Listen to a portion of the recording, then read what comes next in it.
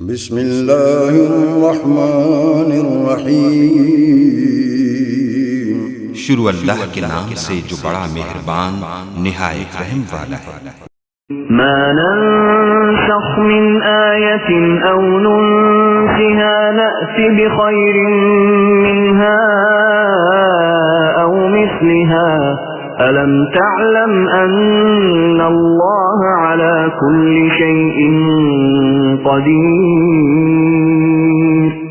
جس آیت کو ہم منسوخ کر دیں یا بھلا دیں اس سے بہتر یا اس جیسی اور لاتے ہیں۔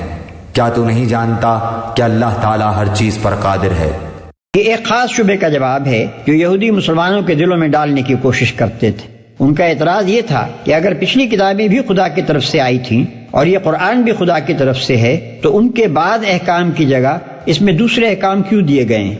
ایک ہی خدا کی طرف سے مختلف وقتوں میں مختلف احکام کیسے ہو سکتے ہیں؟ پھر تمہارا قرآن یہ دعویٰ کرتا ہے کہ یہودی اور عیسائی اس تعلیم کے ایک حصے کو بھول گئے جو انہیں دی گئی تھی۔ آخر یہ کیسے ہو سکتا ہے کہ خدا کی دی ہوئی تعلیم اور وہ حافظوں سے محو ہو جائے؟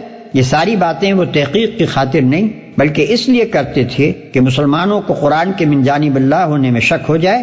اس کے جواب میں اللہ تعالیٰ فرماتا ہے کہ میں مالک ہوں، میرے اختیارات غیر محدود ہیں، اپنے جس حکم کو چاہوں منسوخ کر دوں اور جس چیز کو چاہوں حافظوں سے محو کر دوں، مگر جس چیز کو میں منسوخ یا محو کرتا ہوں اس سے بہتر چیز اس کی جگہ پر لاتا ہوں، یا کم از کم وہ اپنے محل میں اتنی ہی مفید اور مناسب ہوتی ہے جتنی پہلی چیز اپنے محل میں تھی۔